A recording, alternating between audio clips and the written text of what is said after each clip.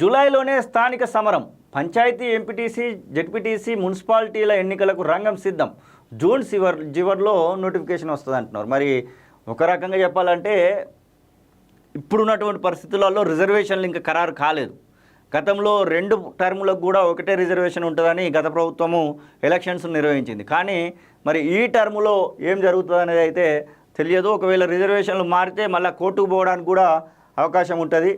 ఖచ్చితంగా కోర్టుకు కూడా ఒకవేళ పోతే ఇబ్బంది ఎదురవడానికి అయితే అవకాశం ఉంటుంది. కాబట్టి మరి ప్రభుత్వము ఎలా ముందుకెళ్తుంది అనేది అయితే ఒక ప్రశ్నగానే మిగిలింది. జూలైలోనే స్థానిక సమరం అంటూ చూస్తూ ఉన్నాం.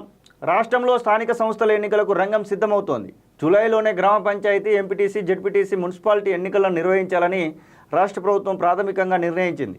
జూన్ చివరి వారంలో నోటిఫికేషన్ విడుదల చేసేందుకు ఏర్పాట్లు జరుగుతున్నట్లు విశ్వసనీయంగా తెలిసింది. ఆగస్టు 2వ వారం నాటికి ఎన్నికల ప్రక్రియను పూర్తి చేయాలని భావిస్తున్నట్లు సమాచారం. దీనిపై సంబంధిత అధికారులకు మౌఖిక ఆదేశాలు వెళ్లాయని తెలిసింది. ఇప్పటికే ఓటర్ల జాబితా, వార్డుల విభజన, పోలింగ్ కేంద్రాల గుర్తింపు పనులు ఓ కొలిక్కి వచ్చాయి. వీటన్నింటిపైన ఉన్నతాధికారులు మరోసారి సమీక్ష నిర్వహించనున్నారు. ఇక గ్రామ పంచాయతీలకే ముందు ఎలక్షన్స్ పెట్టబోతున్నారట. 3 స్థానిక సంస్థల్లో మొదట గ్రామ పంచాయతీల ఎలక్షన్స్ నిర్వహించాలని భావిస్తున్నట్లు సమాచారం. రాష్ట్రంలో 12,633 పంచాయతీలకు ఎన్నికలు జరుగుతాయని అధికార వర్గాలు చెబుతున్నాయి. ఈ పంచాయతీలన్నింటి పరిధిలో కలిపి 1,13,500కు పైగా వార్డులు ఉన్నాయి.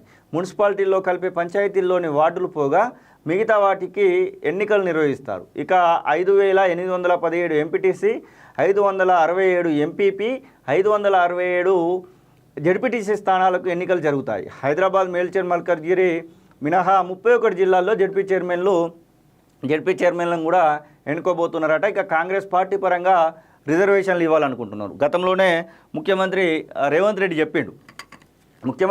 రెడ్డి గతంలోనే చెప్పిండు ఏమని, ఒకవేళ కేంద్రం నుంచి కనుక కరెక్ట్ అయినటువంటి మాకు అవకాశం రాకపోతే పార్టీ పరంగానే మేము 42% రిజర్వేషన్లు బీసీలకు ఇచ్చి ముందుకెళ్ళాలనుకుంటున్నామంటూ అసెంబ్లీలోనే ప్రకటించిండు. బీసీ బిల్లు ప్రవేశపెడుతున్నటువంటి సందర్భంలోనే ప్రకటించిండు.